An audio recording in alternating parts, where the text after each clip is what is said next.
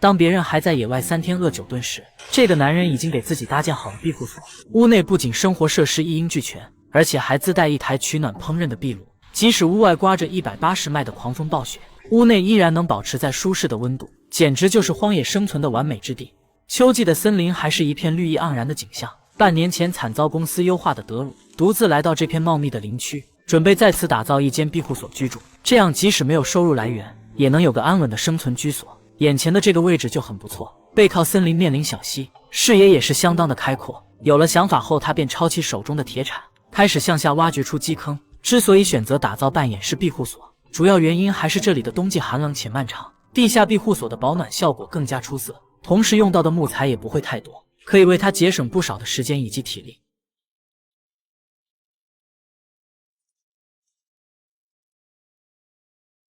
最终足足花费他2个小时的时间，基坑总算有了一个大致的雏形。此时也到了艳阳高照的正午时刻，长时间的工作让德鲁消耗了太多体力，于是决定先填饱一下肚子。门前的这条河流拥有优质的鱼类资源，让他不必为食物而发愁，随手一竿便能收获满满。在岸边给其进行掏心掏肺后，放在石板上小火慢烤，待鱼肉中的油脂散发出诱人的香气，就可以和狗子一起品尝到这顿美味。吃饱后，德鲁浑身也是充满了力气，便又继续投入到基坑的挖掘工作中。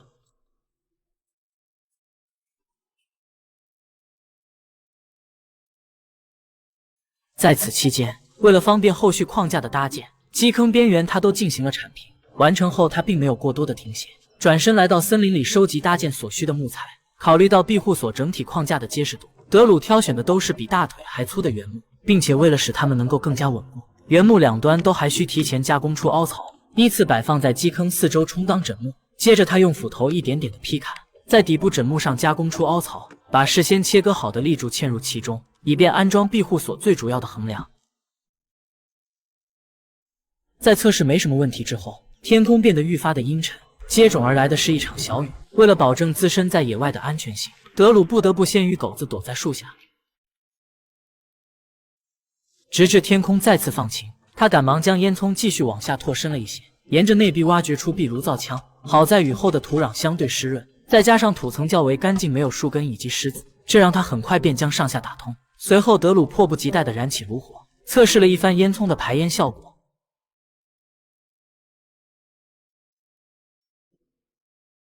在确定没什么问题之后，一向注重细节的他在河边收集来许多石块，沿着烟囱口边缘依次堆叠，空隙处再用碎土回填压实，这样可以防止洞口出现塌陷，解决了壁炉最终的打造。趁着还有些许体力，德鲁继续收集更多的原木，准备一鼓作气将屋顶框架给搭建好。挑选笔直的部分拦腰截断，回到营地把它们依次摆放在两侧，全程没有用到一颗铁钉，都是依靠凹槽相互嵌入，从而形成一个较为稳固的三角结构。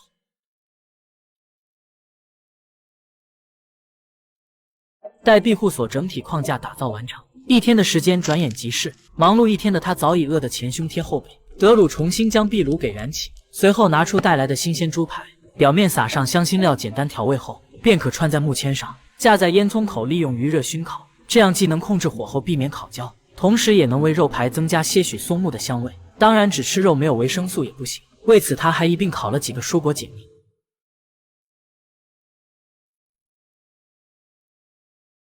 待肉排烤制的滋滋冒油，德鲁用小刀将肉排分割成小块，独自品尝着属于他自己的人间美味。饱餐过后，天色也彻底暗了下来。德鲁与狗子依偎在壁炉前，伴随着温暖的炉火渐渐入睡。转眼来到次日上午，德鲁早早地便起了床，在河岸边收集了许多柳条，准备给庇护所的屋顶做最终的完善。毕竟镂空的屋顶总让人没有安全感。他将柳条按顺序依次交叉摆放，在屋顶上编织出一个更加紧密的网，为后续密封屋顶做好准备。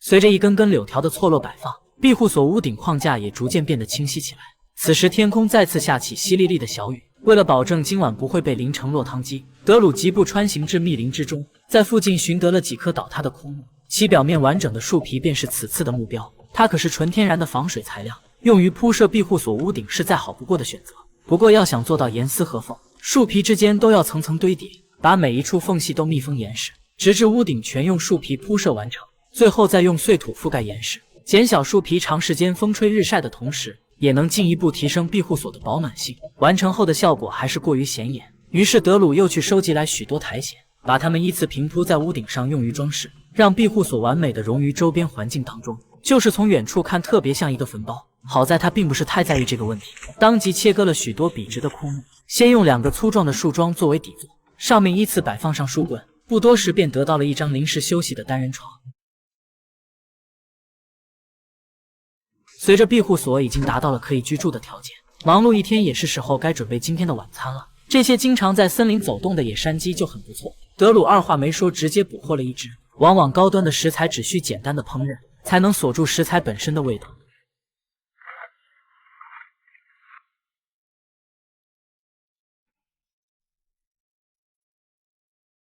最终经过40分钟的持续焖烤，香气四溢的叫花鸡就成功出锅。虽然火候有点大，烤制的有些许黢黑，但好在味道还是很不错的。饱餐过后，太阳也逐渐落山，德鲁与狗子窝在庇护所中休息，庇护所的建造就先告一段落了。转眼来到1周后，森林被一场大雪所掩盖，德鲁再次回到搭建好的庇护所，在屋外观察了一番屋内的情况，确定没有野兽闯入后，他赶忙将烟囱4周堆积的积雪清理干净，将屋内的壁炉给快速燃起，好让冻得麻木的身体得到一丝缓解。经过短暂的休息后，德鲁用铁铲将侧边墙体稍加修整，准备给庇护所进行室内装修，进一步提升屋内的舒适度以及庇护所的保暖性。由于雪天不好收集原木，这一次他自己从山下运来了一些，并且还带来了一张超大防水布，用它打底铺设在4周，最后再用一层铝箔保温棉覆盖，这下就能完美解决庇护所渗水以及保暖的问题。紧接着就可以安装龙骨框架以及铺设屋内地板。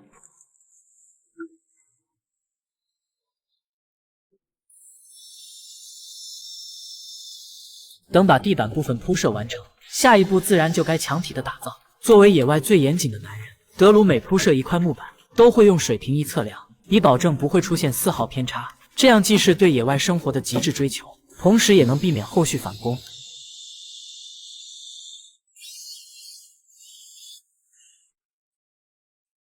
随着木板不断的铺设，庇护所内部总算是焕然一新。而后考虑到屋内的光线过于昏暗，为此他还在门口侧边切割了一个豁口，安装了一扇透明亚克力板小窗。现在屋内的采光性就提升了不少，并且还能透过窗户观赏屋外美丽的雪景。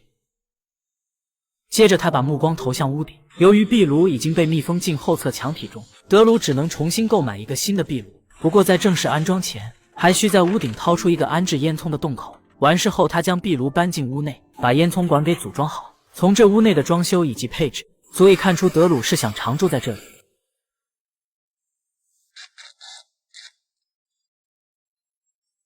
等把烟囱全部封堵好后，他迫不及待地燃起炉火测试了一番。当看到烟雾能正常排出，且室内没有出现漏烟，德鲁这才放下心来。期间考虑到屋内的用火安全，壁炉4周他都多加固定了几个铝箔板，避免出现不必要的危险。此时庇护所就还差一张睡觉的床铺，于是他利用剩余未用完的板材，快速在里侧靠墙的位置拼接了一张木板床。现在就不用整天打地铺睡在地板上了。至此，这间耗时3天时间装修的庇护所就算完美竣工。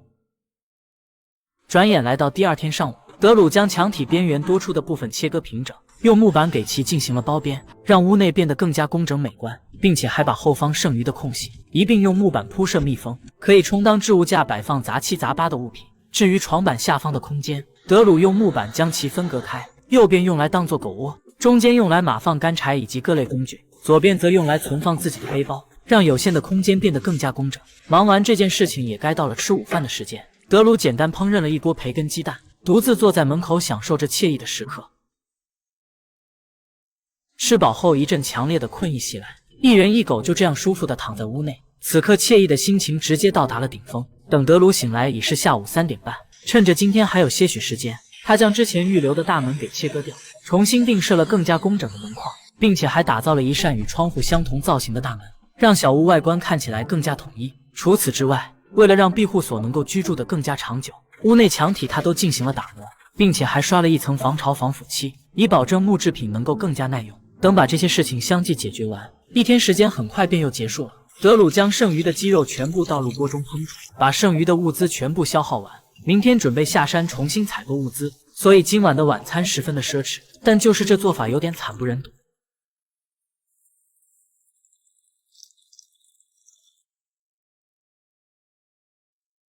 待一人一狗饱餐过后，就可美美的躺下休息，用睡眠结束这充实惬意的一天。